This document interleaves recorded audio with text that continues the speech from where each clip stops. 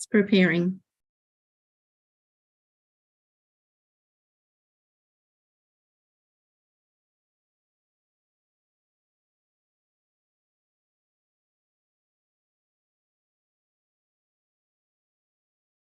Are we ready yet? It's loading. 1 minute. It should say when we're live.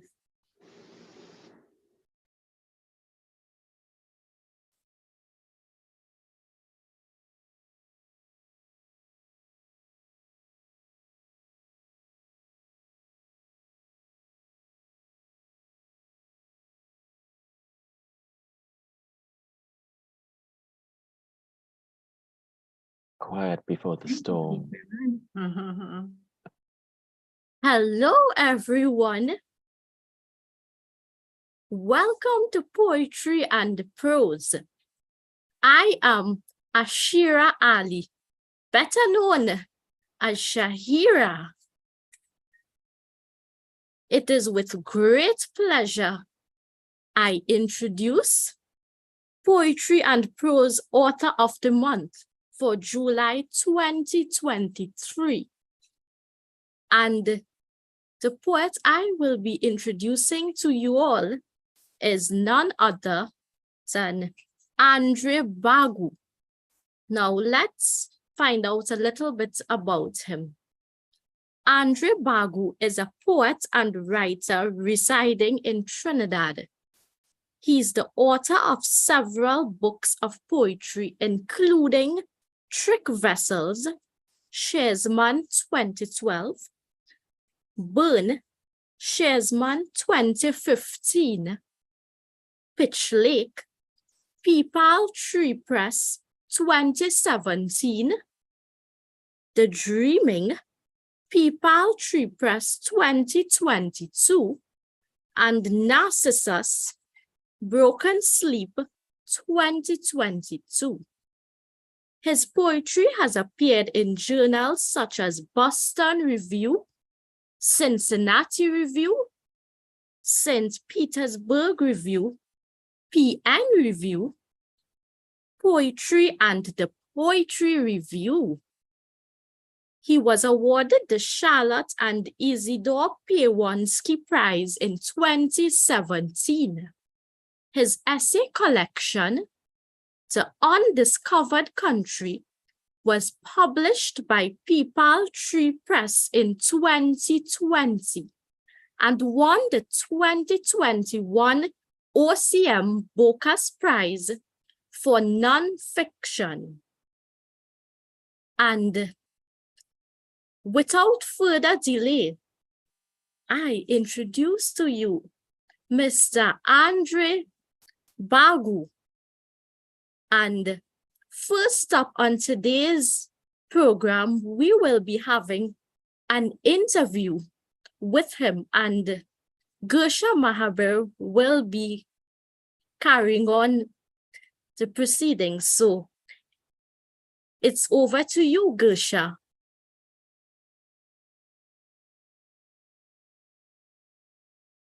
Thank you for that lovely introduction, Shahira. Really appreciate it. Andre, thank you so much for being here with us. My pleasure. Thank you for having me. Thank you. We usually record the proceedings. So we're gonna go ahead with our interview. This is just a section so we can get to know the poet more and find out what inspires you. How did you get here? What's your journey? Every time I thought I had all of your books, I realized I don't. So I didn't know about Trick Vessels before I started this journey, for example. And so it just seems like I'm just getting more books that you've had over the years, because I discovered you, I believe, with Burn. Burn was one of your first books that I bought. And after that, every time you came up with something new, I wanted to get my hands on it. Firstly, I want to know what inspired you to start writing. So and did you start writing poetry first or short stories first? Well, first of all, thank you so much. You did a great job. You did find all of my books, all of my full-length collections. there are one or two pamphlets out there sneaking around.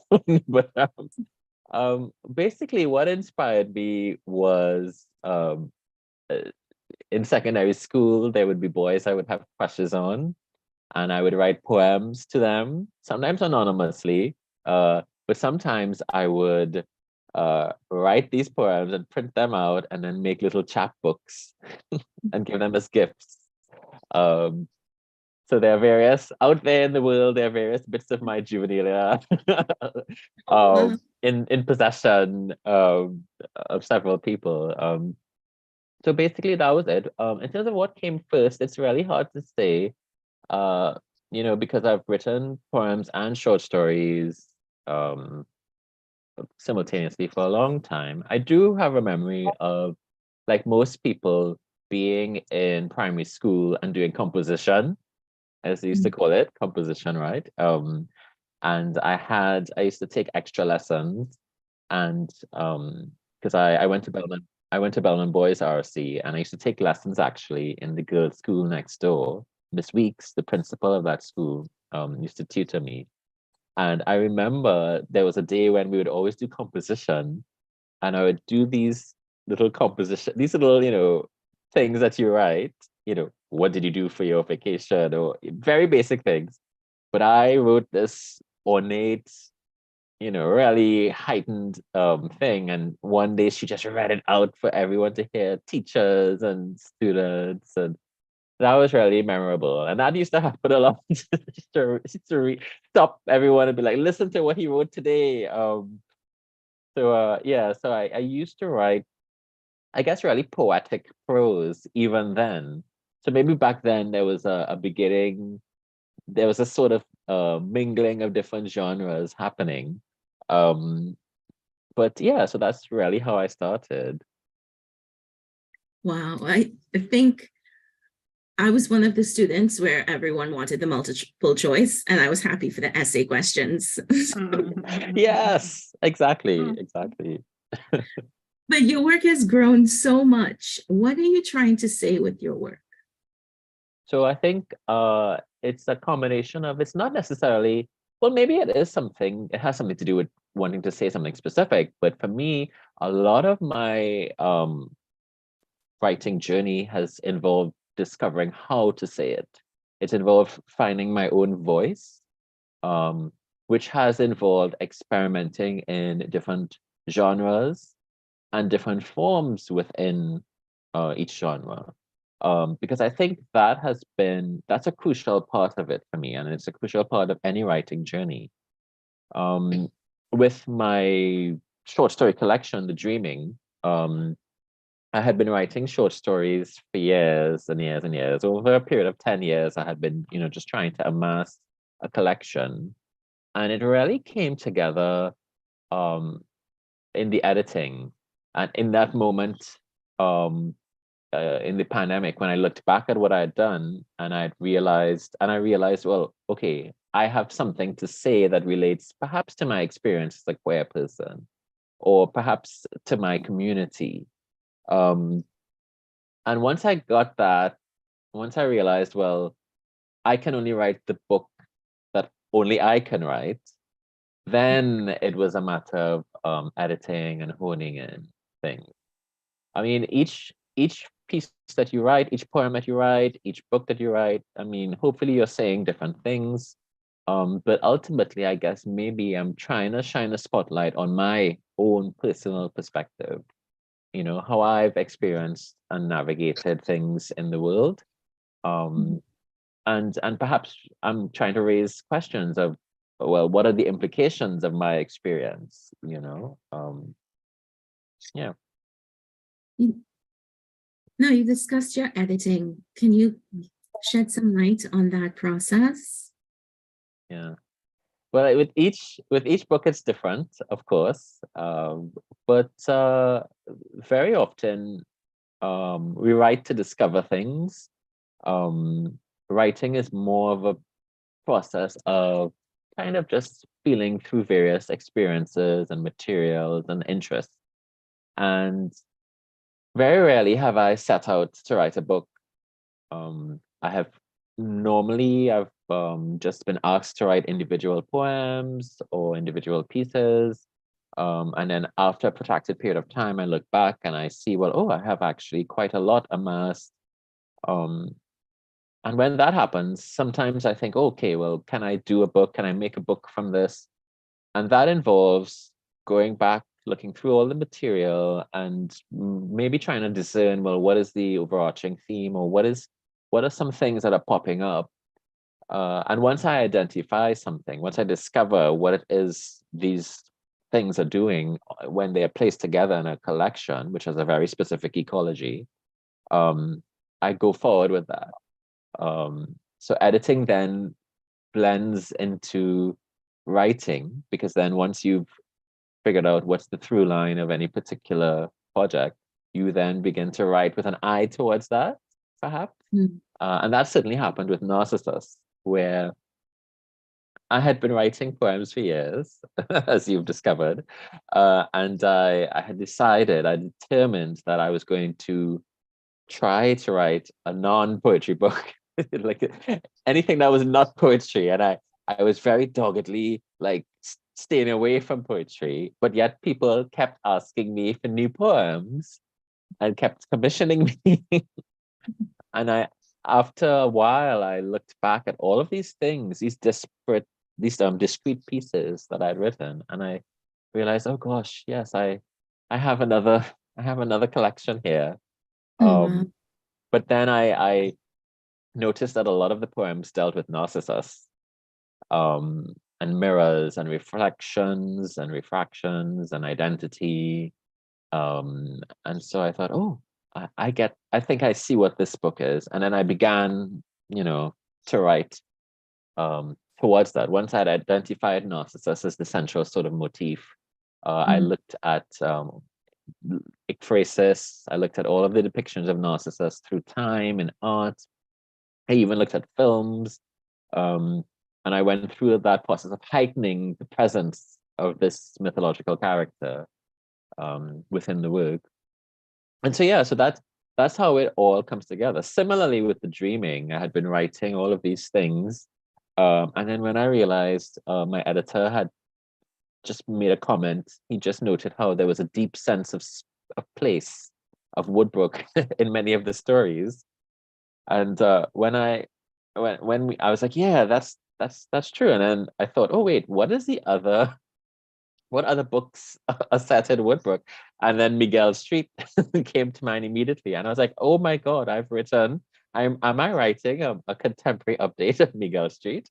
And once I had that sort of idea, I just went with it. And that's what I worked towards shaping the dreaming into. It's its own thing, but it's populated with contemporary characters who are living their lives, looking for love, sex, adventure, and it's very much in dialogue with the dreaming, because I don't know if anybody's read it, but there are Naipaul makes an appearance in the book, and even some of the characters in Miguel Street appear, but that's for more eagle-eyed, I guess, critics to decipher.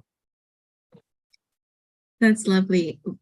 I'm always interested in a local person's point of view, poet's point of view on their publishing journey, because we know Trinidad has such a unique publishing environment. How has your journey been?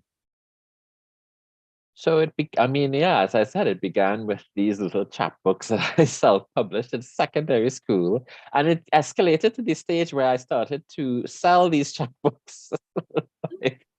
Clearly, I had lots of crushes. And my poor teachers would buy these things.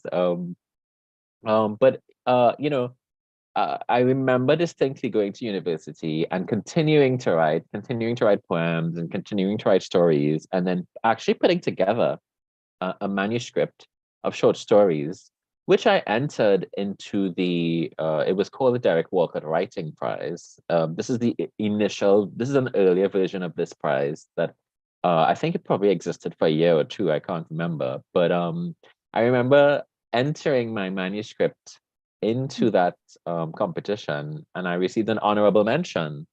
alongside the author Brian McIver, who's a writer I think many of you will be familiar with. But that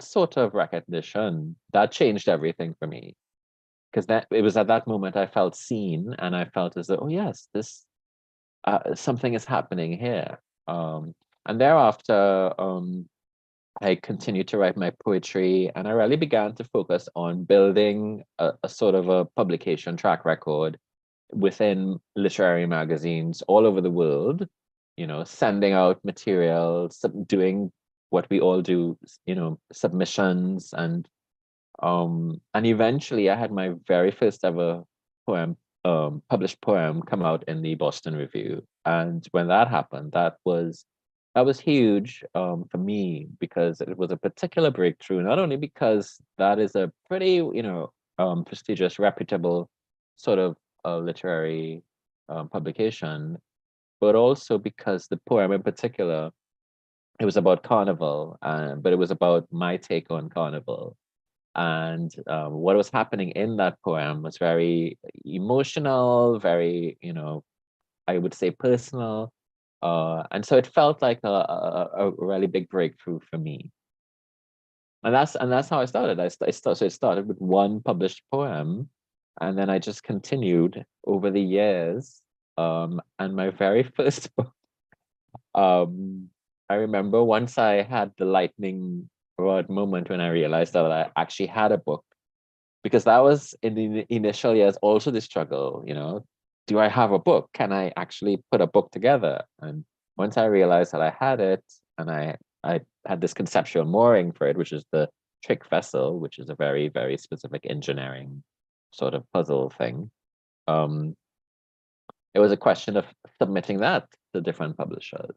And actually, it was submitted to a publisher, and my acceptance came a year after it was submitted. Wow. Which is just to give you an indication of just how much time, passed. And throughout this period, you're just continuing to write, and you're just continuing to trying things.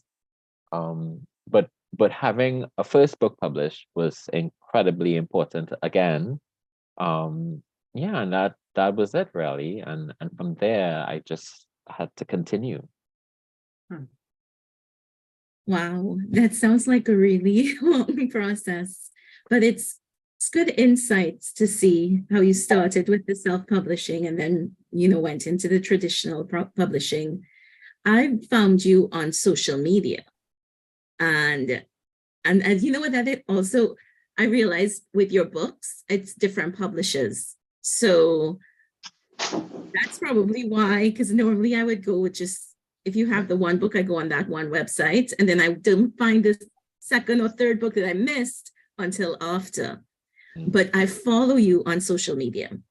And tell me about that process. Do you have someone that manages your page, or is it all you? Because some of your photos look so professionally done. I'm like, he went and had a photo shoot. I know it. So give some insight onto that. Sadly, it's all me. I wish there was someone. I wish there was a little elf somewhere managing my. I mean, well, with a lot of the photography, those are things that are the thing that writers, I think. Okay, so we're talking about, well, my journey, right? And the thing with being a writer in a space like the Caribbean is you have to make the best of the resources that are available to you. Right. So some of those things you mentioned, some of those photographers are just friends or family members of, people who know me, or people who offered to photograph me, and all of these different things. But then there were things like the Bocas Lit Fest, which is the annual literary festival of Trinidad and Tobago. And that too exposes you to so many different people, so many different publishers. That's where I met Jeremy Ponting from People Tree Press, and eventually ended up being published by him. And all of those connections are possible, but it's really a matter of making the best of what resources are available to you. And so for me, I did a lot of research. I was online. I was on social media a lot. and you learn and you meet a lot of different poets. You encountered a lot of different poets, and I mean poets living and dead, because people share, their favorite poems, and from stuff like that, and that has been instrumental. Also online magazines, publications like the Poetry Review, Poetry Magazine. I read those a lot. I continue to read them, obviously. But they have a social media presence as well. So social media for me can be a kind of a resource, to network, yes, but also to learn things, and to discover things. But yeah, I do my social media, and like most people, I have an embarrassing relationship with social media because obviously, when social whatever social media is, because um when it began in the day, it was a very almost innocent thing. There was a novelty to it, and it was an end in itself. It was just, oh, you went to MySpace just for fun, or you went to was it ICQ, or all of these different things from that era. But now social media is mainly instrumental. It is a very important tool to do all of those things, to network, yes, to promote yourself, yes, as much as possible. But just to just be out there, and to be present, and hopefully to have a way for people to not forget you exist. I don't think we will be forgetting you. Your work really, to me, your work stays with me. When I read it, I can't sit and go to a cafe and just read poem after poem. That was my challenge when I was putting this program together. And it was you have to take breaths in between your poetry, because you read a poem and it's like butter on your hands, it stays with you, and you need time to absorb it and just let it flow over you before you could read the next one. So imagine your collection, and I'm like, okay, I have to try to read through these collections and pull from it. So to me, I wondered while I was going through that process, and it was a lovely process because for a few weeks, I just was able to sit with you and your work. And I wondered, does he mean, do you mean when you write for the reader to read it aloud? Do you want them to experience it? Is it supposed to be just read on the page? How do you feel like your work would be best in terms of the reader when you pulled it together? So thank you so much. That's so kind of you. That's so wonderful to hear you say that, because for me, I think the timing is very important. And I have always believed that the silence at the beginning of a poem must be completely different from the silence at the end. Something has to happen in the space of that encounter, so that when that silence comes at the end, it's something has changed. Something has shifted. And I think it's a matter of both. Yes, it's wonderful for a poem to be recited, because you literally breathe life into it. But also, there is something powerful in that sort of just having the poem read in silence, in that very intimate experience. And I'm thinking, for me, the answer to this question is actually both, and a third option, which is J.H. Prynne, very acclaimed, famous, great poet, has this concept of what he describes as mental airs, where the process is there's this auditory sort of process happening that is completely mental when a reader encounters the words on the page, almost as though we're reading a text, but yet we're hearing the words spoken in our minds. So I just, when I read that formulation, that concept that he put forward in a lecture paper somewhere, I was like, oh my God, yes, that's exactly what happens when we read a poem. We're reading it, but yet we are kind of hearing it. If we know the poet and we know the poet's voice, we might hear the faint aura of that poet's voice. We might, if we read a Dylan Thomas poem on the page, We might hear his "Do Not Go Gentle." You know, we might hear Dylan Thomas, or we might hear our own voice reading Dylan Thomas, or something else in between. You know, and so for me, it really doesn't matter. What matters is that I have some sort of engagement or some sort of connection, even in those moments where I'm cutting off connection. You know, I'm being willfully difficult. So yeah, so I would say all of the above and that third option. Lovely. Going through your work, there were some pieces I got, and I have to admit, there are other pieces after I read them, I'm like, okay, I'm not smart enough to read this. What did I just read? And, you know, do you have to know the meaning of a poem? Or should it just be felt? And how would you help the layman that just entered the poetry sphere? They picked up your book, go through poems that may just fly over their head. They know there's a deeper meaning there, but they're like, okay, I need to read this 2 more times before I get it. So I have a strong belief in relation to this. I believe everyone is entitled to have whatever view they want to have on a poem. And there's no one right way or wrong way to look at a poem. There's no one meaning. There's no one. I love what you asked about with when you said, should a poem be felt? And I think I love that. I think I love that idea of a poem being sort of an encounter that you have to work your way through or navigate. Sometimes a poem might want you to feel something, and I think that's completely valid.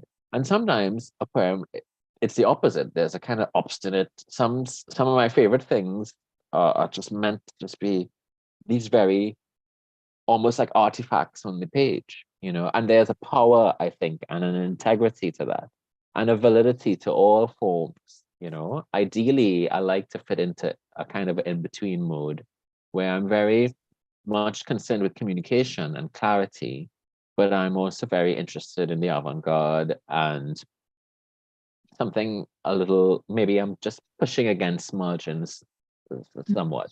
But I don't think that there's any one way to interpret a poem. I think I would resist that. And I think people shouldn't be afraid of poems, you know. I think one of the things that comes up a lot is precisely that, you know, someone is like, oh God, I read this and I felt it was so difficult. And I felt, no, whatever you thought and felt, it's valid. So even if you're sensing, okay, there's something going on here that I don't know about, and I enjoy those sorts of things where I have to sit down and maybe I'll Google something and, you know, I'll approach it like, oh, what is this referring to? And I love that. But even equally, there's a beauty in uncertainty and mystery, and in acknowledging that there will always be limits to what I perceive in someone else's work, because there's always going to be this inexhaustible sort of epistemological confusion happening as to what exactly is meaning, what exactly is language, what exactly is being said, what can we communicate really, you know. And so in that sense, I think people shouldn't be afraid. It's this profound, deep well that you should just probably immerse yourself in, if anything at all. I mean, and you could just move on to the next poem if you're just like, I don't like this poem, and that's it, you know. You don't have no one saying, oh, you know. But so there are some poems that I have written, you know, when I will go back to them years later. I love to go back to my work. I'm so narcissistic. It being the title of my book. Yeah. And I will recognize things or recognize, you know, connections that perhaps were not apparent at the moment of composition, you know. So you mentioned Burn, like sometimes I go back to that book and I realize, oh my God, I like years later I would go back and be like, oh yes, I kind of get what was happening in my life at that stage. You know, like I get things. So if you as a reader experiencing that, the author is probably experiencing it as well. And that to me is part of the joy. Who are your favorite poets? Who do you read? And what advice have you gotten over your journey that you would be able to share with us? So I go like everybody else, I go through phases and eras, and there are moments where, oh, I'm just obsessed with one poem, one poet in particular, and I will, like you, I'll read the whole back catalog and exhaust it. I love Heathcote Williams because that was a great revolutionary sort of poet. He really straddled several margins.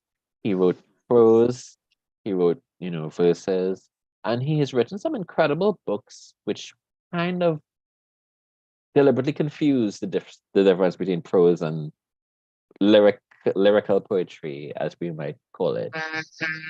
And you were talking about, should a poem be felt or or understood or interpreted or deciphered.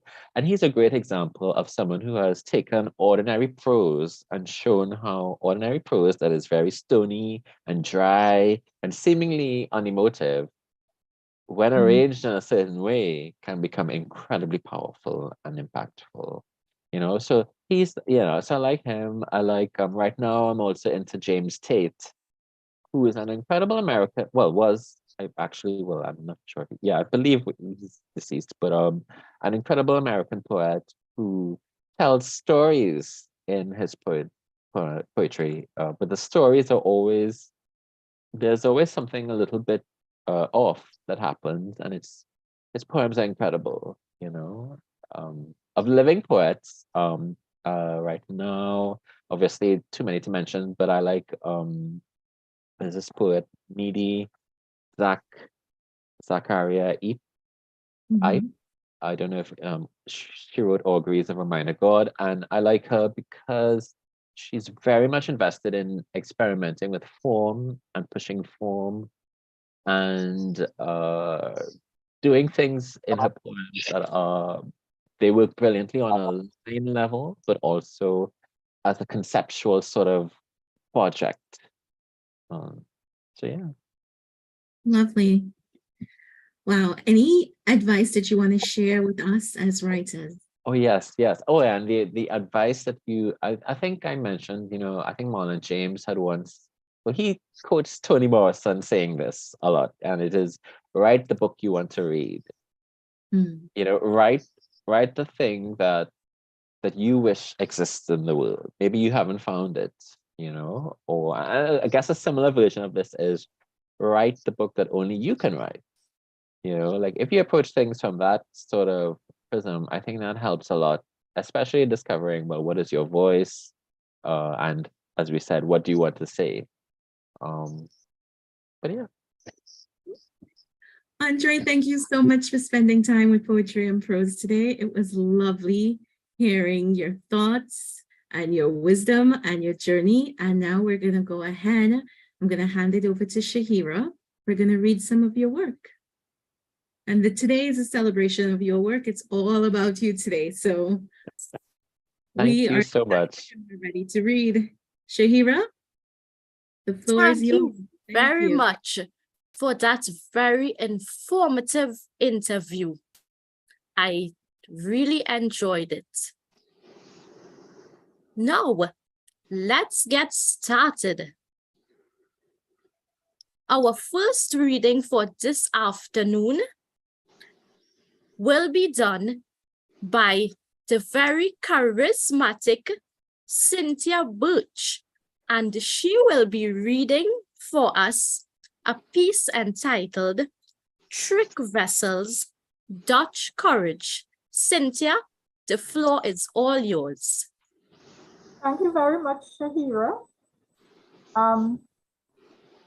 Dutch Courage is on page 35 of Trick Vessels for anyone who happens to have the text. The stag needs a mate to keep it company.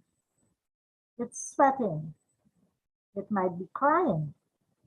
Either way, it's wet and frothy and pithy and bitter, but not too much like its price. The stag needs a mate who will not just drink it, who might slowly peel off the black, red, and gold label and use the label as art and make a sign that says, this is not just a stag. This stag does not want to be a Carib, a Heineken, or Stella. But it is the moment when it is not itself that it is most itself, when it is opening a bottle and drinking a beer and saying stupid things and getting really drunk and getting really free and getting lost and getting green before taking the beer and making a punch-drunk resolution to resolutely resolve. The peeled label spills, liquid spells on your lap. This is not just yours. That's it.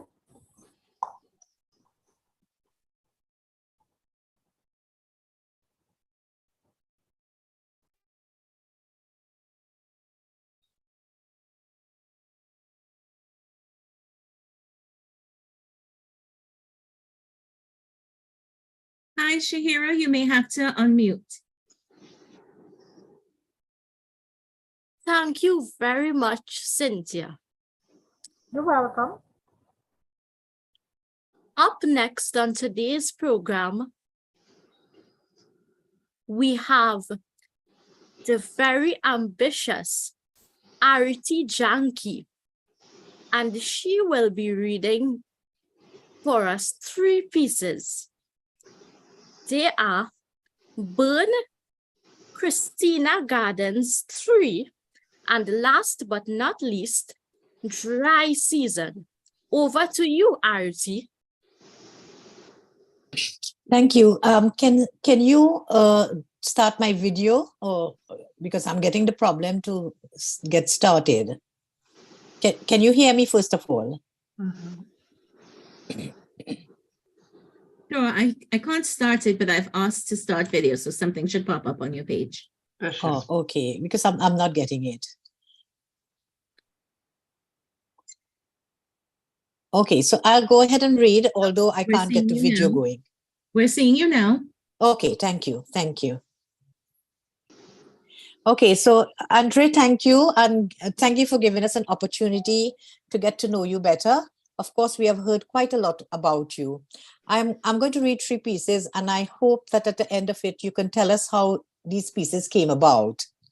The first is called Dry Season. I dreamt I was late for Parliament. When I ran along the promenade, I turned into a wave. My favorite time of day is morning, just after dreaming. You can be deadly still, then make strange noises, sighs and purrs. Softly, they are swallowed by kiskadis. Sleeping, I see you dreaming, your crossed position. That was the first one, Dry Season. The second is called Burn. Time takes so long. I wait here in a box that closed itself for your eyes to open. You have come to rifle me, all 286 of them, brung as guinea owls. They mull me, leave me bullet holes on smoke white wall, spiral sieve of my mind. I smell a prior. I have been on you all these desiccated centuries. Some days I wake and cry with joy, the thought of having no thought of you.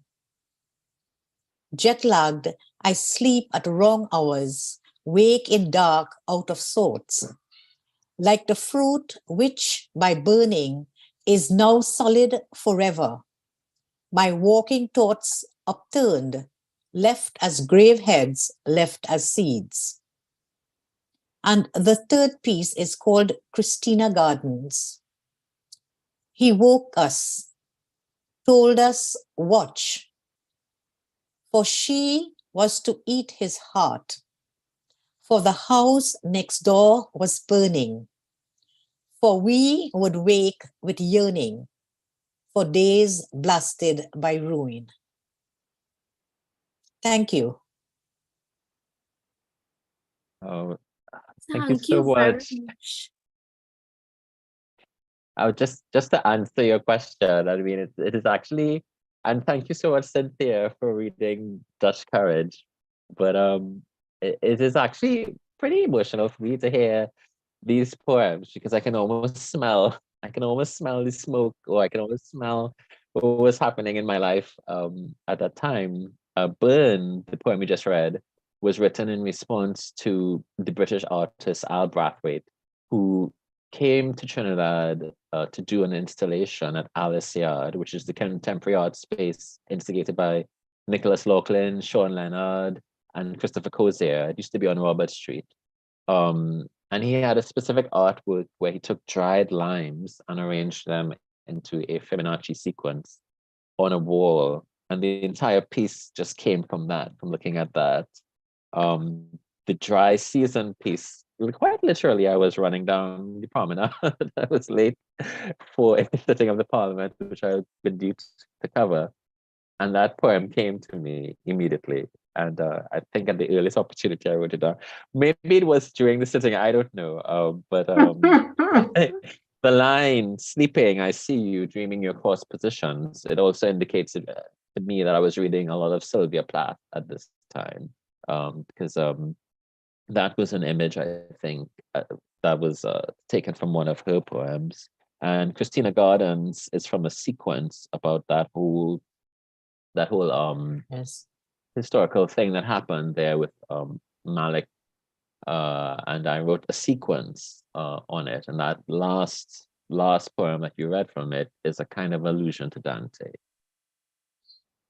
Okay, I get it now, where you have poetry sittings where, like, similar to this, where you can actually get the poet to talk about it, because the poets are condensed form of such big stories. So thank you I very love much. It was- that. yeah. Condensed form of big stories. So up next, the very humble Hedda Laltu Ferguson will be reading for us 4 pieces. They are entitled Icarus, Yet Again, Order of the Republic, and last but not least, Odin in Iceland. Over to you, Hedda. Hello, everybody. Welcome, Andre. I'm so pleased to be reading your work. The last poem, Auden in Iceland, and you just mentioned Sylvia Plath. Sylvia idolized Auden, and her early work was very Auden-esque. She did meet him in the late 1950s in London, and he wasn't really nice to her. I don't know if you knew that. Anyway, she's turned out to be one of my favorites. Here we go with Icarus. Always the window watched. For years it offered light. Each morning it gifted a song of birds. And then, at night, when the house was hot, it yielded the starry dark through louvers and curtains, cool from the bottom of an eternal well. For years he came and went. He would clothe himself with orange bergamot and then leave the naked room. His furniture more forlorn than him, his desolate books, his embarrassed lamp. The window offered them light. The sun could do no harm. The sun could do no harm. Still, water came that day, and moisture draped his lonely room, and moisture swelled his books. The window was too weak to close. The window too close, too weak. That night he wept for books upon books. For years he had loved them. He kissed their tender leaves. He put candles out to dry the remains. In silence, the window watched. That night, the Sahara dust came again. At dawn, the room was black. No light could dispel the frozen scent. Szechuan pepper, grapefruit, myrrh. He lay there unfixable, transfixed. The curtains that danced so quietly, gone. The last candle's wick long consumed. fixed in that moment of premeditation, when curtain lace knocked down a candle, when wax spilled unerotically onto spine, when boiled text became solid. The window screamed, "Behold my sleeping son." The jalousy's glass is sharp and blue, like accordion gills and glimmering ice, a metronome recoiling when pushed beyond the breaking point. The next poem, Yet Again, for Christine Chen. Once a year, my crazy soul begins to fly. Overhead, the band marches past, their boots landing right next to my eye. I wait yet again for this parade. For this parade, I dream to rise again in the cool street. Each limb kept in line, each instrument a truth, and doing all year's heartbeat. Take me to your country. Make me the independence of this land, down the path of firewood. While me with your hand, yet again your hand. The third poem, Order of the Republic. I am as old as AIDS. In Trinidad and Tobago, land of discipline, production, tolerance, I am tolerated. I, old as Trinidad and Tobago, a product of what? That which now disciplines, desire, despair, desire. In the fires of hope and prayer, pray for us, the unmade apart from this. I, as old as mistake, aberration. Proof of all God declined to plan, the smallness of the line between animal and man, forged from the love of liberty. On the land belonging to you, I am myself. I, myself, am the world. The last one, Auden in Iceland. Auden sits in his underwear, eating from a tub of ice cream, watching television. He knows all too well what it means to not want to move, to leave this house and go where he has always been, the inside of an ice cube, unmelt core, unseen, a cold room within a room, left behind by howling wind in a body singing elegies to what the mind foretold. Yet fearful symmetries like these refuse to leave him old. White mountains, brief sunlight, more dark than snow itself, husk of silver, hulk buried beneath a continent shelf. The rescued days fade. How he sits and smokes, and lines them with wax paper, and bears them with glasses, and means to loathe forever, searing sweetness on his tongue. A sheet of paper crumpling on, vodka, crevices draining into place, slopes of mountains torn agape. I am in love with his face. Desiccated cracks, diurnal longings, hewn by the blades. I, a valley, skaters make grids of icy sweat. This limestone I will marry. Not his soul or his mind or anything in his time. Just rain, salt, subsurface chance, his crystal face is mine. Thank you. It reminds me of a lot of Plath. Tell me I'm wrong. Yes, I had my Plath era. Those lines just resonate and they scream Plath to me. I had my Plath era, and clearly I had my Auden era. You know, Yes. and just that sequence, Auden and Ice. I took a kind of joy in writing it, especially the third section, because something about it seemed very anti-Auden at the same time. In the sense that Yes. some parts of that poem, I could never imagine him writing stuff like that, and that was the relationship. So, thank Well, you so much. the story that I mentioned at the beginning, you know, how he kind of spurned Plath when they finally did meet in London. But Oh, this poem is almost like, you know, bringing them together. together, yeah, yeah. Yeah. Oh, well, that's a Nice. wonderful idea. Thank Love you. it. Thank you very much, Heather. Let's move on. Up next, we have someone who is like a teacher to us because he teaches us almost every time we are on. And he is none other than the very knowledgeable Krishna Samaru, and he will be reading a piece entitled Belmont. Over to you, Krishna. Thank you, Sherry. I love Sherry. You're well flatter medium and nice. You're doing a good job. Andre, I congratulate you on being featured as the author of the month for July 2020, June, sorry, 20, was it July? July 2023. I'm grateful for your responses to Gersha. All the responses you gave, very, very thorough and inspiring also. You were a Belmont resident, Andre? Andre, I'm asking. Yeah, yeah. Yeah, of course, always. What time you were in Belmont? All my life, basically. Hey, Andre, I was born in Bella Road, you know. Yeah, no, yeah, okay. All right, so let me read this piece. It's right in my garden, Belmont. We always knew Father would, and this is a departure from the poems, an extract from a prose, a story.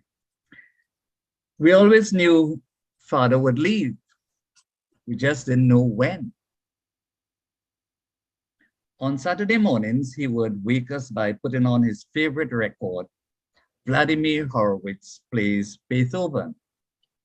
When we came out in our pajamas, the curtains of the living room would be drawn.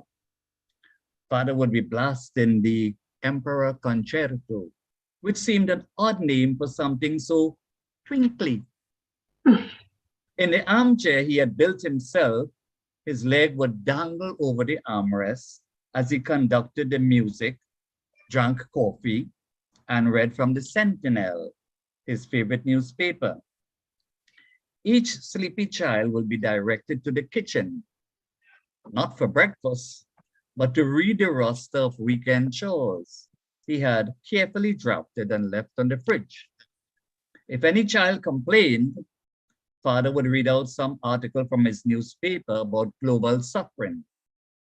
You're lucky you're not a child growing up in Azerbaijan right now, he'd say, or things are very pretty bad in Haiti these days. This Saturday morning routine started after we moved to Belmont. For years, we had lived in a cramped, cockroach-infested apartment on George Street in downtown Port of Spain. When my brother Jean-Paul was born, Father said we needed more room.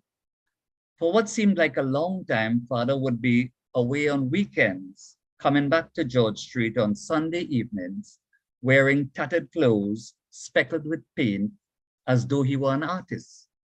He would smell of sweat and sawdust, a mixture I would forever associate with him. One night in the apartment on George Street, Father came into our bedroom.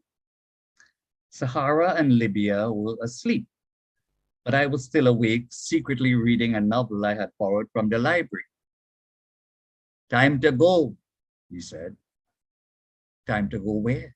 I asked. Yeah, where? Sahira said groggily. Your mother waiting outside, he said. Sahara was the oldest girl. It was her job to marshal the troops. Usha, put that book away and let's go, she told me. When we got outside, Mother was already in the truck. She was wearing a bandana over her thinning hair and had a basket of freshly baked bread. The back of the truck held mysterious boxes and was covered with blue tarpaulin. Mother held Jean-Paul and I sat on Sahara's lap. Father put Libya in the back because she was always tomboyish. We drove to the outskirts of the city. There was a full moon, but I did not know where we were going. The big buildings of the city gave way to strange gingerbread houses, tightly packed roads, narrow lanes. Then the truck veered sharply up a hill. It struggled to kick into gear and father made an impassioned plea. Come on, Betsy. We made it to a white house at the top of the hill that overlooked the city. I remember being frightened to climb out of the truck because the sparkling lights below us filled us with a sense of danger. This was a place where you could easily fall. The house was sparse. The bare concrete floor were rough and cool. On that first night, we slept on a mattress in one of the empty bedrooms. Father later built 2 sets of double-deckers and got second-hand rugs with pictures of elephants and the Taj Mahal. In those days, father and mother rarely quarreled. Their joy at finally having a boy child was palpable. They had been trying for years. I was 9, Sahara 13, and Libya 7. Almost when they'd given up, Jean-Paul arrived. We grew accustomed to our life in Belmont. Mother asked father to make a boxed garden. She planted tomatoes and I planted a tamarind seed. On mornings, mother would make chocolate milk to go with breakfast. Father would drive me to school in his taxi. He liked to avoid the rush hour traffic by taking exciting shortcuts. Once we drove along the entire length of the St. Francois Valley Road, passing commuters standing patiently waiting for cars, students buying doubles for breakfast, and parents holding hands with their children. The morning sunlight turning them all into shadows.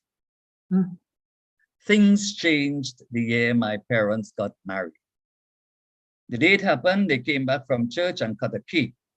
Father told us he wanted to get married because that was one of the sacraments and Granny would have wanted him to do it.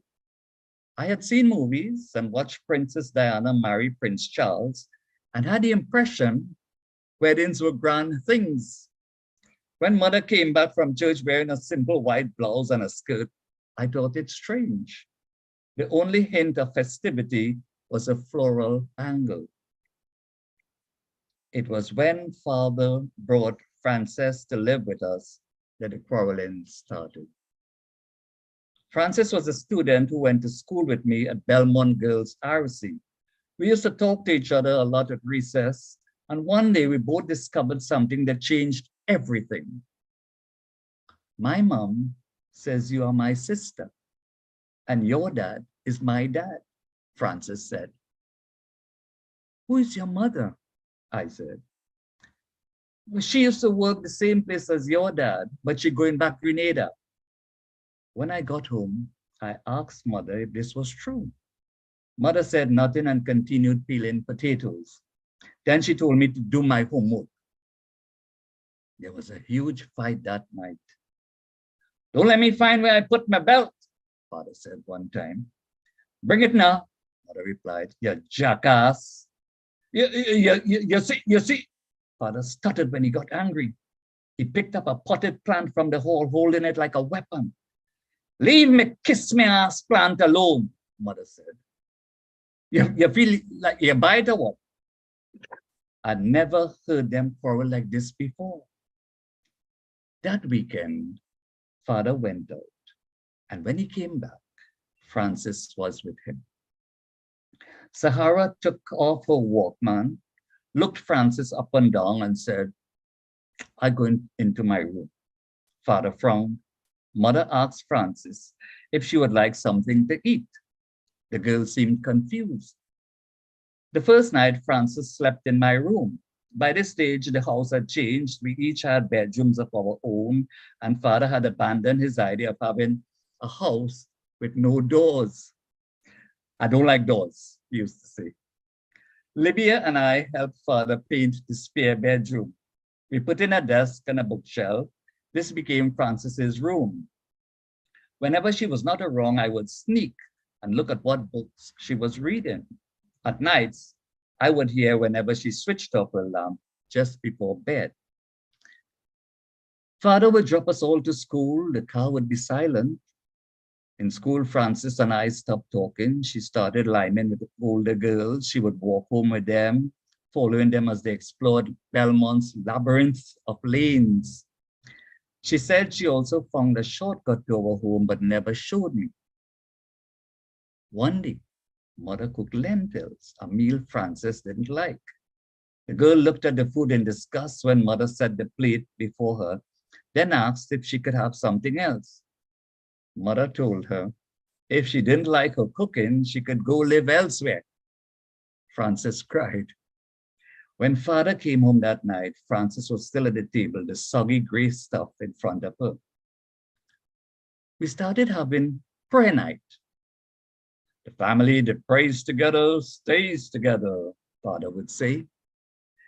He would marshal everyone. He read random passages from the Bible. He believed in plucking them out through a process of divine accident. And we would have to say an entire rosary, with each person given the task of mouthing invocations that seemed to last decades. As the weeks went by, prayer night grew more elaborate. Before each session, Father would fill a thurible with incense and fumigate the house. I had no idea where he got the thurible from, but later it emerged he was very friendly with the church ladies. Dad, are you trying to bless us or kill us? Sahara asked one day through the thick smoke. He simply walked up to her and sprinkled holy water over her, whispering something. He had got his holy water from the abbey at Mount St. Benedict. It was kept in a bottle that grew cloudy as the weeks went by. I thought of the amoebas growing in the water whenever he sprinkled the cold droplets on us as we prayed. One day in December, 5 months after moving in, Frances did not come home from school. Thank you, Andre. Oh. Yes, it would be interesting to find out what's the rest of that story, because the opening line arrests us, you know. We always knew Father would leave. The question, we just didn't know when. Thank you again. Thank you for bringing that to life so beautifully. And you know, as you read it, I was reminded I was really under the spell of Merle Hodge when I wrote this. You know, this idea of telling us a very adult story, but through the eyes of the child. And we as adults, we kind of know what's going on, but we're discovering it as the child is discovering it, creating this kind of tension. And thank you so much for bringing that to life. You did well.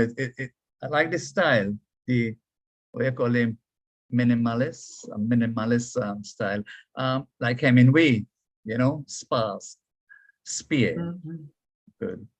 Good, great, excellent.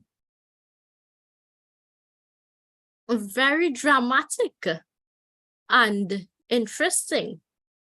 Well done. I thoroughly enjoyed that piece. Yeah, thank you, Shahir. Up next, we have someone who is really, really passionate about poetry and prose.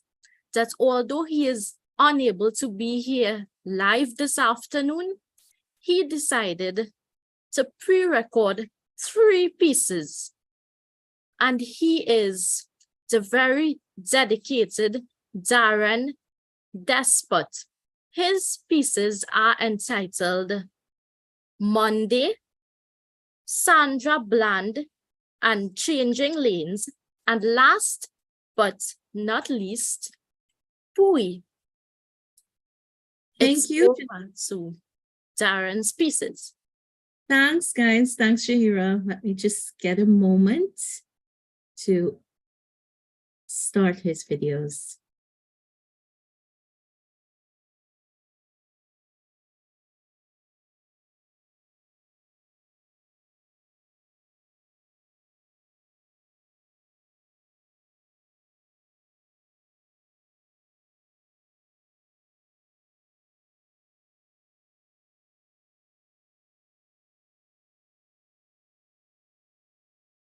Monday by Andre Bagu. Sun first, then white sheets. Our bodies dropped from our minds into a bed. The weekend's jeans and molds, A denim waterfall crumpled on the floor. Coffee as strong as a ring. Steam as hot as the iron I used to press my shirt for today's work. Maybe loving is like ironing a shirt. Only through heat and pressure does it yield its shape, take the form which best fits. Over time, the cloth colors might hold, or the fabric fade and fray. The shirt still kept, still worn, but while scrubbing floors, changing curtains, cutting weeds slowly grown among our chive and mint. Or perhaps the shirt is slit for a quilt, made into a rag, or given to someone else who would otherwise be naked.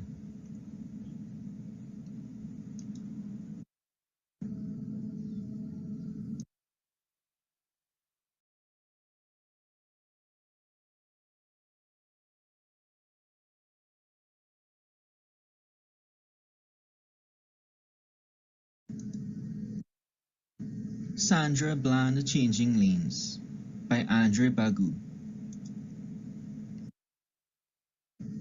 A hand, a branch, a swimmer drowning in sand. Her hand as the officer pinned her to the ground.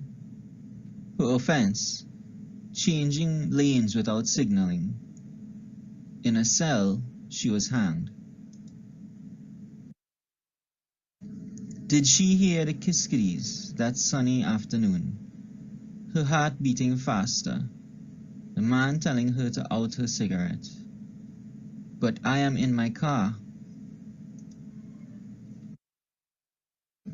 Did she realize she'd swim all the way here to a beach crowded with turtles, crawling like dinosaurs in Jurassic Park, the hatchlings racing past Kobo to the water's edge,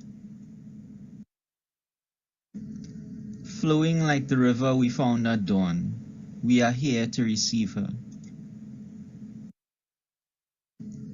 Ouvre baye pamwen agoe. Ouvre baye pumwen. Ouvre baye pumwen. Pumwen passé.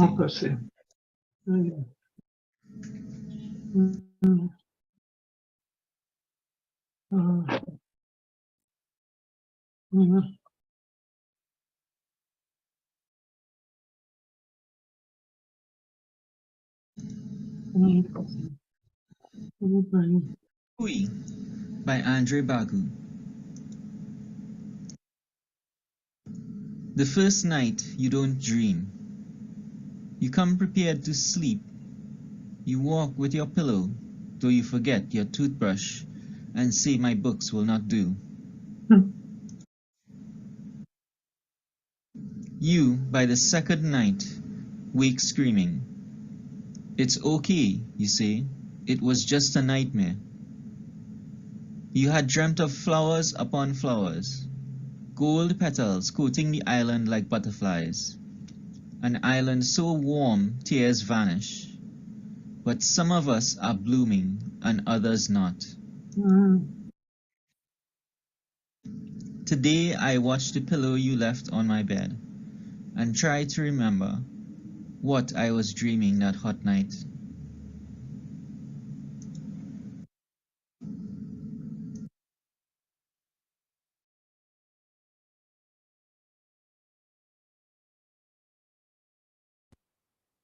Wow, I saw some really difficult words in a part of one of the poems.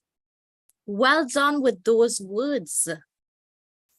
I would just like to give everyone a gentle reminder this afternoon that all the pieces being read are written by Andre Bagu, and they had been assigned to the members reading this afternoon.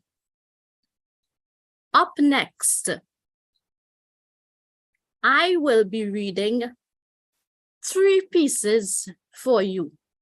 And I don't think that I should even bother to give myself an adjective. I will be reading Langston Hughes in Trinidad, Walt Whitman 1 and 2, and last but not least, After Charles Langrud. Now let me just locate these pieces. Right, got it. Langston Hughes in Trinidad. This is a closet drama in 5 scenes. I will be reading one scene in which Langston discovers rivers. There can be no proof of it, but he would not want this performer all his life. This drama in which he makes love in Nigeria to a sailor. Lagos, where Ogun and Osun meet. He hides forever. Inside him, his strapping sailor does not get a name. Though we read of the dialogue they have before sex. Won't it hurt you? The poet asks. Not unless it's square. His mate replies, are you square? Could be. Let's see. Offstage, they touch, and all Langston can think is how they look like branches. These fingers, these bulging veins on mobby skin. Ogun is the god of water. Osun, the god of needs. Hold back the river. Let ink flow. Speak of dreams. Everything is black. Now, Langston Hughes recalled this story about gay sex with a sailor decades later while speaking with a secretary on March 25th, 1963. Some doubt this account. Up next, I will be reading Walt Whitman in Trinidad 1. A scene entitled On His Novel Against Drinking. Amid the rows of books that run like lines in this poem, a letter to yourself, a novel in which you are buried, your most dangerous part. Walt, all these leaves won't hide your heart. They won't stop the grass that will come when the war brings you to the edge. Grass coming fast. I worship the moss that grows between the pages of a book thrown away, until all that was written is as black as truth. A fiction, at last, that never lies. It was your father who used to drink, who taught you pleasure was wrong.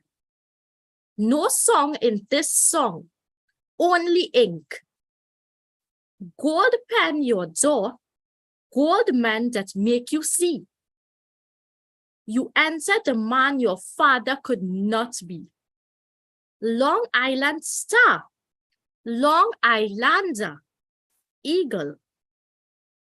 In your book you write, loved reader. Let your children read it. That our children be yours. That you become our father, the father you assume.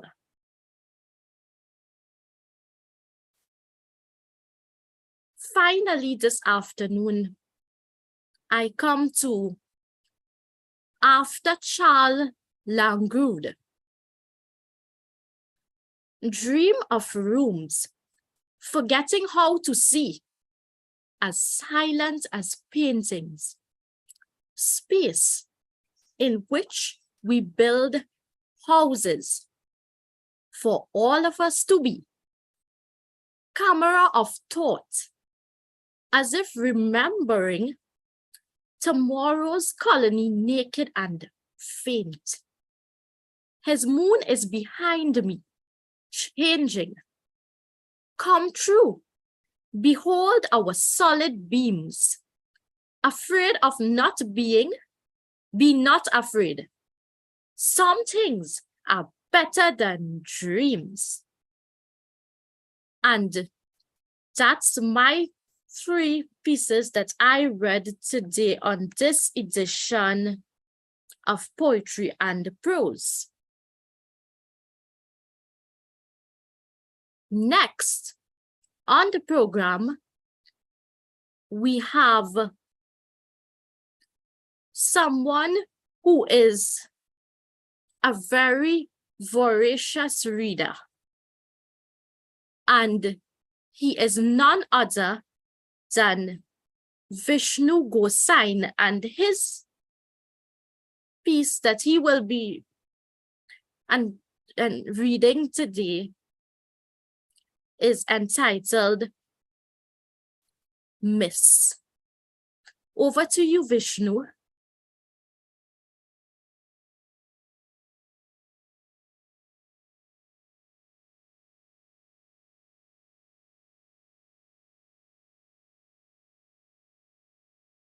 Hi, Vishnu. Do you mind unmuting? Are you there? I'm here. Unmuted, fine. I did that. Okay, I'm going to see if I can get you the video. No. It should pop up. I just asked you to start video. Thank you. Okay. All right. So the piece I'm going to read is taken from The Dreaming, and I'm going to read from page 133. It's a short story, I think. Okay, Andre? The Pity Valley Writing Club had, for the moment, 3 members. But what it lacked in size, it made up for enthusiasm. Meetings were held religiously on the 1st and 3rd Sunday of every month, and there were extraordinary meetings on public holidays. Sometimes emergency writing session would be convened if one member of the group was having a bad week. On these occasions, Iris, Amber, and Esmeralda would meet and write together for hours, often late into the night. Writing was a way to escape the stress and chaos of the world. They clung to the fact that they shared the same passion for words and stories. A passion they thought was somewhat unusual for people of their youth. This was not a group of friends who celebrated milestones or achievements by throwing wild pool parties or going to fetes. Their idea of a good line was sitting down around the table in front of the laptops and responding to ingenious writing prompts, often devised by Iris, the club's founder, while sipping from hot, sugary cups of coffee and eating cupcakes. Iris' house on Orchid Drive was normally the scene of these sessions, but occasionally, just to change things up, the group liked to go to the cafe on Moncoco Road with the chocolate zucchini muffins that Amber so relished. Or they might choose a spot somewhere in nearby Woodbrook or Maraval, or the ice cream place around the Savannah. Once, at Esmeralda's suggestion, they even went to the National Library in downtown Port of Spain. But the Wi-Fi was so bad and the parking so atrocious that they resolved never to meet there again. They felt more excited than usual about the next session. They were meeting at their favorite rituals in Maraval, and a new member was joining the club, a friend of Iris's younger brother, Ben. He had been their fourth member, but had taken a job teaching English in Japan. Before he left, he recommended this buddy, a guy named Finn, as a possible replacement. Do you know what Susie told me last week? Amber said as they waited for the new guy. That bitch claimed no man would ever want to be with a writer like me because, and I quote, having a writer as a partner is the worst thing imaginable. I mean, I can kind of see her point, Esmeralda said. What? No? How can you say that? Iris said. Think about it, Esmeralda said. Nothing sucks more than having a writer as a friend. 1, everything you tell us ends up in a story. 2, we are forever asking people to read out our latest piece, be it a short story or worse, book-length manuscript. 3, Iris and Amber, you are both so generous and supportive of me, and I love your feedback. But let's be honest, there are writers out there who cannot take an ounce of criticism. So imagine having to live with that. I tell Roshan absolutely nothing about my writing, nothing. I guess you have some valid points there, Iris said. Amber continued to fume. Susie said, she heard stories of published authors getting vexed if you didn't buy their latest book. Can you imagine? Is that true? Are there really writers out there like that? Listen, that's why I'm glad I'm friends with you guys, Iris said. We are just way more chill than those serious literary types, aren't we? Amber and Esmeralda nodded their assent, but privately remembered the group's fight a few days prior over V.S. Naipaul. Iris had been passionately in favor of the comedy and learned of Naipaul's early books like Miguel Street and House of Mr. Biswas. And Amber and Esmeralda had been up in arms against his depiction of women and gays in later books like Gorillas and In the Free State. Iris had argued that they should, after Roland Barthes, separate the work from the writer. Amber and Esmeralda insisted such a separation was an artificial construct designed to placate and nullify legitimate calls for accountability. So heated had discussion become that when the waiter came up to take the orders in this little cafe on Dragary Road, they forgot to place their customary request for coffee and assorted cakes.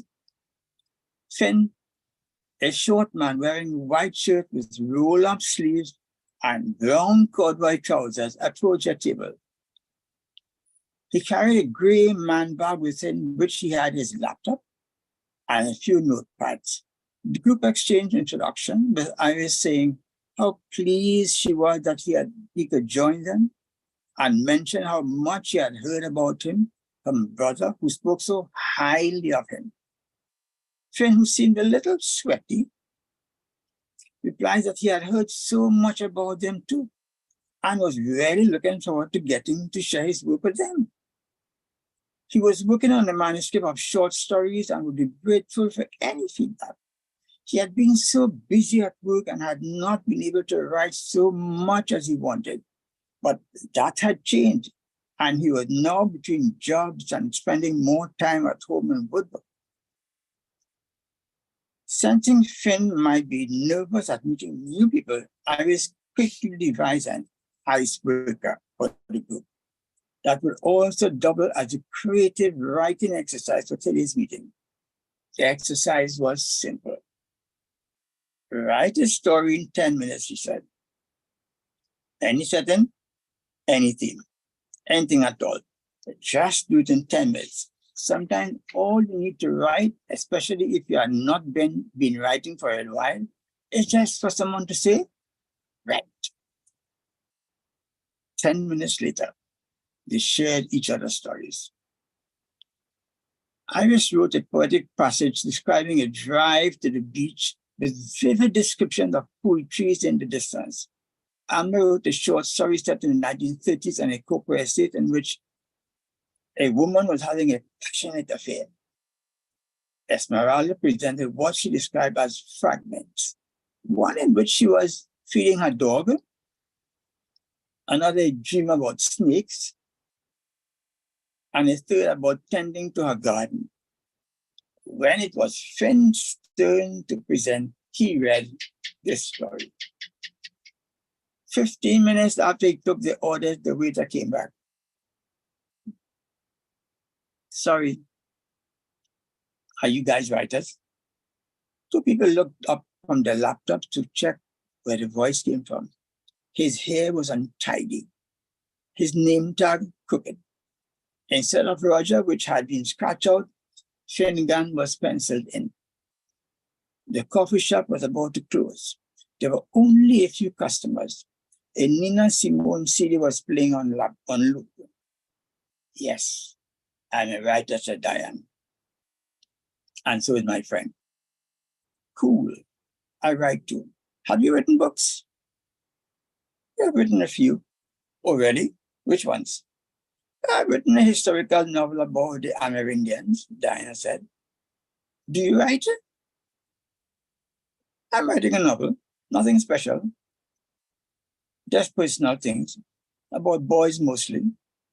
Maybe I could show you guys. I'm working on a new chapter and it would be great to get feedback. Sure. Finnegan disappeared into the kitchen. Diana sipped the last of her coffee. It was good.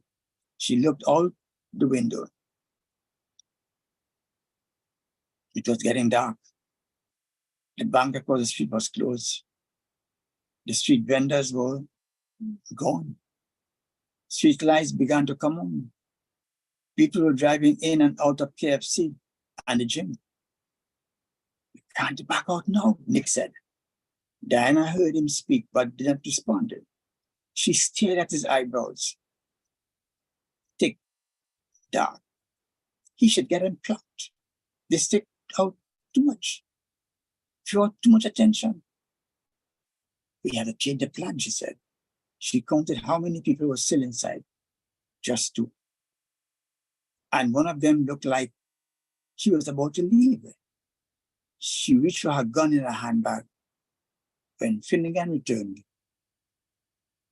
they were gone. I absolutely love that story, Iris said. You had me hooked from the very first sentence. And that gun, Amber said. Oh my God, that gun? Esmeralda echoed. She adjusted her large handbag self-consciously. It's really amazing how you took our real-life cafe setting and turned it in such a compelling story, Iris said. Down to the Nina Simone music. That detail about the guy's eyebrows was so funny too. You definitely need to continue this, Amber said. Yes, you have to continue this, Esmeralda repeated. Finn expressed gratitude for the positive feedback and suggested he might think about adding the piece to his manuscript. Thank you.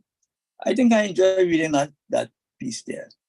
I think while I'm reading, I don't know why I'm just thinking of Miguel Street and those characters in Miguel Street. You know, some things inside the story gave me that feeling of Miguel Street. I don't know, because Andre talked about Miguel Street in the beginning, but it was absolutely fascinating, especially the last piece, the closing time. At least I'm going to get the book itself, The Dreaming, and see the end. Thank you, Andre. Thank you. I had, for so long I've thought this story to be unreadable because it's a story that contains stories within the story. And it has so many conceptual things going on. But yes, indeed, the MS of the title is a reference to the abbreviation manuscript, but it's also my sly reference to Miguel Street.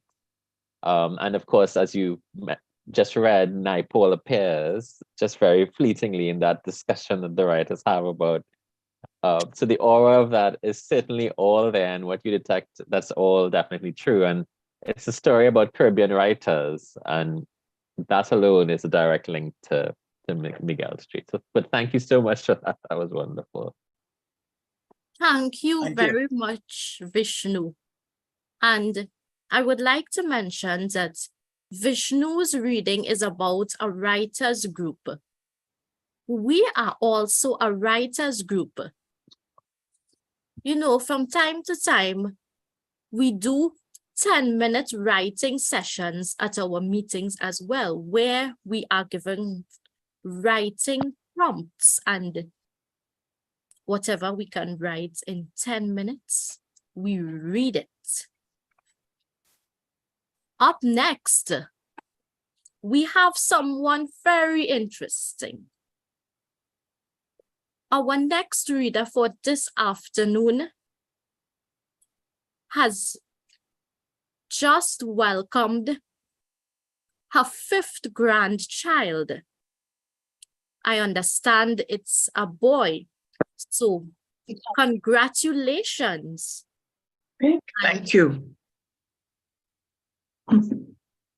This writer is called Althea Mark Romeo. She is a very accomplished author, and she will be reading 3 pieces. They are entitled The Song of Night Flowers, Narcissus, and last but not least, Flying Termites. Over to you, Althea. Hey, thank you. The Song of Night Flowers. Into paradise came the twinks, slender deer with big eyes and big dicks, some hungry for the daddy at the bar, but too proud to seem wanting.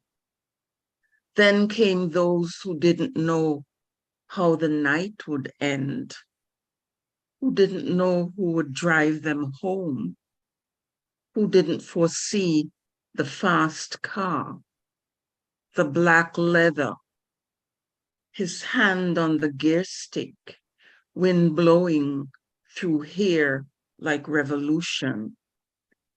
Then the bears and the cubs who knew how to handle their liquor. Then the UWI students for whom this was a tutorial on love. Then came those who didn't know why they had come, who stood in a dark corner and watched, and maybe that was enough. Then there were those who knew exactly what they came for. Marilyn Monroe standing in the good light. The muscle Marys with boastful biceps who smelt fresh as tuberoses. The political aspirants oozing the charm of the unreachable. The lesbian couple who came 'cause their friend Dwayne had a rough week and he wanted to get drunk. And he wanted to get crunk, sorry. The twunks and otters who were working on their bodies and counting calories, but today was a cheat day.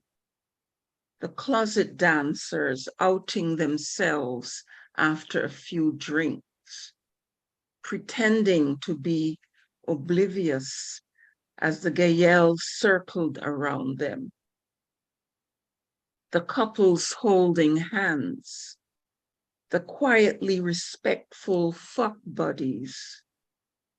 They did not know what had been here before, what stood on this site, the laughter and tears, They did not know what they could not know. In a matter of months, the club would close. The owner would leave, would marry a man in Canada. The table would stop turning. The soccer would stop playing. Who could say whether some seed had already been planted in soil plowed by dancing feet?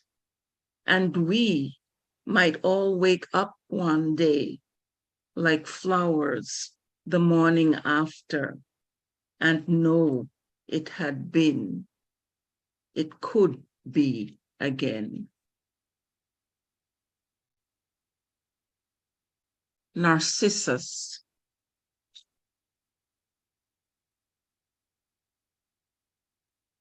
Okay, what I have is in 3 parts. The first section, bulbs. Borrow deep each year into making it harder to breathe once more. Harder to rise through the angelic orders of dirt and rock for whom there is no springtime. Only the suffocation of I dig my fist into the earth. Just this alone, buried here in darkness, could be the whole thing, layer wrapped in night-like obstacles to understanding. How could it be that I am from this ground, yet you are also from the ground? How could they know what is encased in us? Every mind hides itself.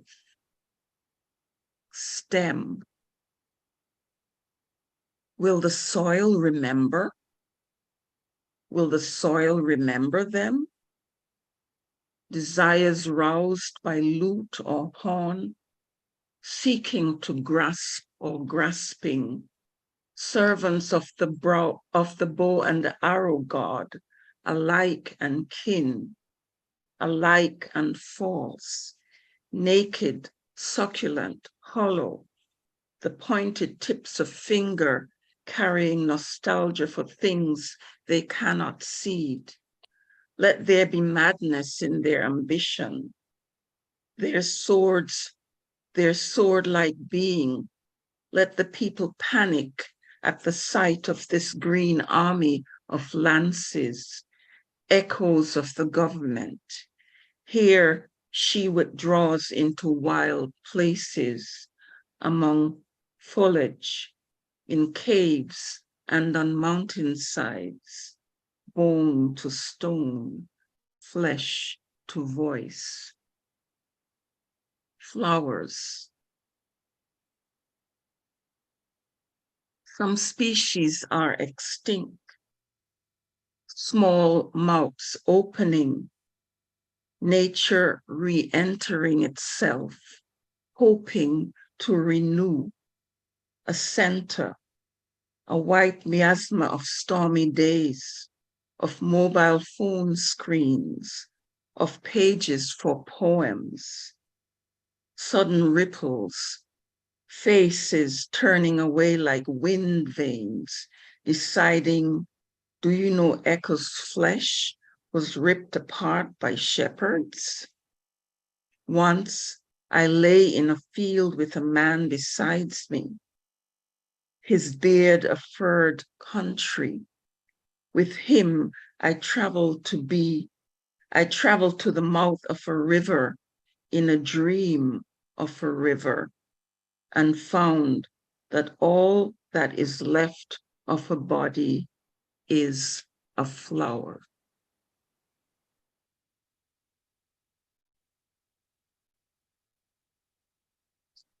Well done. Yeah, one left. Flying termites. What is wood but water? Swirling as we swarm, solid veins hidden chambers full, brooding galleries behind dark. What is a door but a way? The door in our way, we devour it.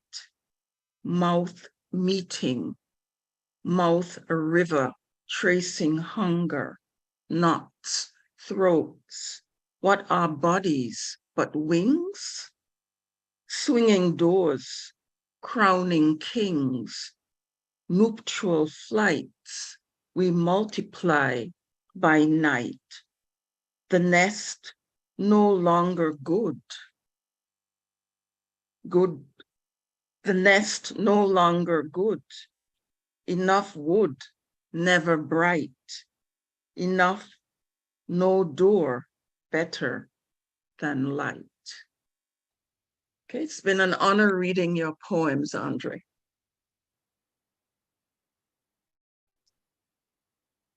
Great job. Wonderful. Now, our final member of the poetry and prose group who will be reading this afternoon is someone who writes, plans, and often executes the poetry and prose meetings twice monthly. And this person is none other than the very generous Gersha Mahabir. And she will be reading 4 pieces. These pieces are entitled Touched, Echo, The Death of Eric Williams, and last but not least, The Gifts. Over to you, Gersha. Thank you, Shahira. You're doing so wonderfully. Thank you, Andre, for allowing us to read your work. I am just touched. Breathing like this should be good enough. We are not separate. We die hundreds of times each day. We are born hundreds of times each day. Each breath opens us. Our leaves spread out to kiss the darkness. Then, like lungs, we close to the touch. We are born, we lay down, our legs spread wide by the hands of men who do not love us. Our legs are trusted after they have touched us. Huffle logic, leaf orientation. I want to kiss the married man, but he will not let me. In Trinidad, do not trust plants. Trust. That one. Echo. Each day, the mirror told him lies, but today was a revelation. A lady peering through the window. Most days, it was a man who appeared. Carl, with his plaid, the silver fox, with the face of melted wax, the professor with the gray hair. But this woman had eyes that were invitations. He made her promises, but he could not go. He could not go. He could not go until he grew tired of pretending that he could see her and love her. They talked about him. They all did. Were the rumors all true? Who was it who said, "Life, I am of both your directions"? He wondered if this unbreakable pain was really his fate, a closet with locks, forever untested. When love was out of the question, at last he saw his reflection.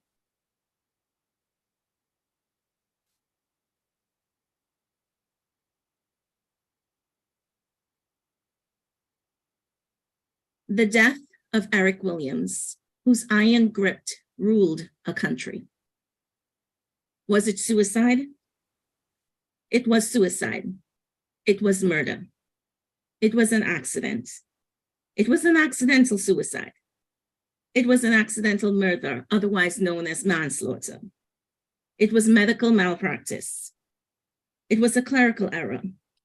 It was supernatural intervention. It was the CIA. It was Moscow. It was the Black Power movement. It never happened. It was none of the above.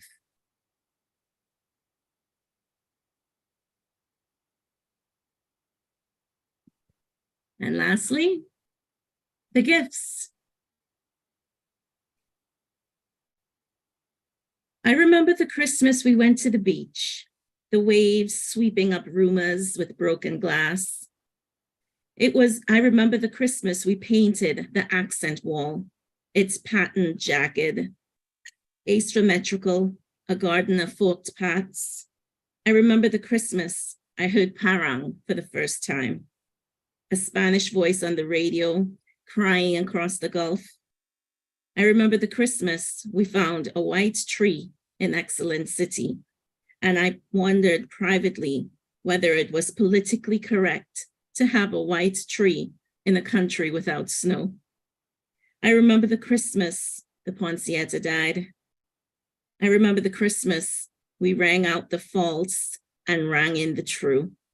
I remember the Christmas I sat on the cold floor of the room I shared with my sister and held my new truck.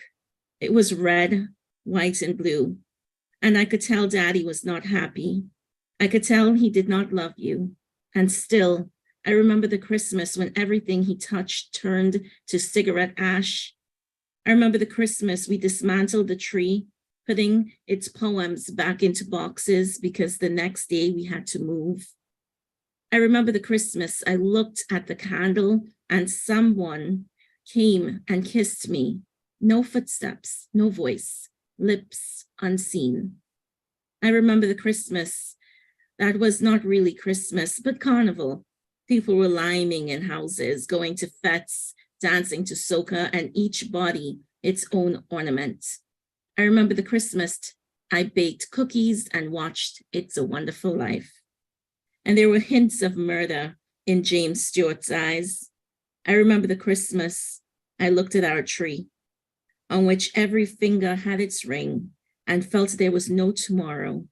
But then the doors in the house opened into other scenes, some recounted, some foretold, and the gifts were waiting. Thank you for allowing me to read, Andre. Thank you to Poetry and Prose. I really enjoyed this. Thank you very much, Gusha. It's always a pleasure hearing your voice. And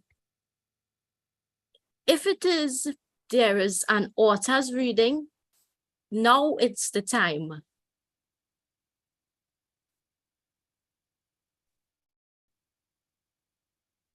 Thank you so much. And thank you all for your gifts that you all have given to me. You know, it was really emotional actually to hear my words come to life in each of your own voices. I'm going to be mindful of the time, so I think I'll just probably read 3 poems. I won't read my epic narrative work in progress. I'll begin with a poem from Narcissus called Ornella. She knew. A camera phone is a shield against the onslaught of lies and rumors. She saw what was happening, the savagery trained on their bodies. She thought of the child in her belly, how one day that could be him lying in the dirt next to the highway, or slumped in a car with his birthday cake, or shot in the back with his hands up in surrender. Not worth it, her mother said. Come back inside. But what kind of world was it when police could shoot an unarmed man then say he asked for it, then shoot the protesters, then silence their critics. When $1 million CCTV networks see nothing, when body cameras don't work, when authorities have no authority, when they probe and investigate and inquire and inquest and still cannot see what phone cameras can. Son after son after son, the same poem written again and again, lines cut like lives sliced, the poet deranged, images of blood making halos around smashed heads that will never dream again.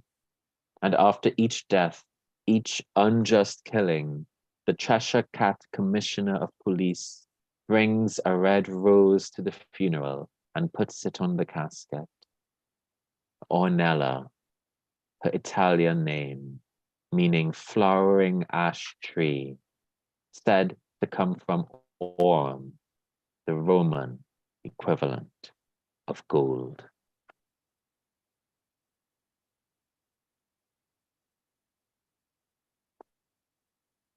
Elegy. They dumped her in Mandela Park. They stabbed him in his elegant living room. They lured him on Grindr, sent him flying off a cliff. They raped him with a juicy cane stalk. They beat him in the green savannah. They said no motive was determined. They said no motive was determined. They said no motive was determined. They said no motive was determined. They consulted with the churches. They mobilized against queer agendas. They marched to protect the family. They legislated their bigotry. They voted for the homophobic party. They said there was no evidence of hate crimes. They mouthed the national watchwords: discipline, production, tolerance. The last poem I'm going to read is called Chapter 2. That morning, the radio was playing a song that felt familiar, even if it didn't really register as familiar. I didn't know the words, didn't understand the language. I recognized the grainy static, the tinny voice, the muffled beats as though they were my thrumming heart, as though they were the rain that had fallen last night on the galvanized roof, as you slept on top of me, smelling of too much cologne, your 2 Venezuelan friends huddled on a bed in the corner, and something rising in their chests like bread dough. Breaths, soft clouds now floating into the air as I dream out of the house, the yard. I pass the chickens, I pass the dogs, and someone follows me. Am I remembering correctly? I have a strange feeling, as I did the night before, a feeling that there are sagas inside me waiting to be written, epics heavy as the gold chain you wore as you thrust into me, and I tried to muffle my moans because it was all so shaky. And even as I surrendered to pleasure, I still thought the weight of your pendant slapping my flesh was like the weight of something I might one day carry, some foundation stone, some temple. I didn't know where the taxi stand was, and I asked a man who gave me directions, then decided he would walk the short distance with me. Later, I roamed Port of Spain, knowing everybody could tell what I'd done, could smell the smoke from the club on me, could look into my eyes and see the drag queen, the pole dancer, the small room with walls of mirrors, the graveled yard outside on which footsteps crunch like whispered secrets, and groups of friends look at each other cautiously from a distance, because tomorrow is the question. Thank you. Thank you so much, everyone. Thank you very much, Andre. It has been a pleasure being in your company this afternoon. Is there anything anyone would like to say?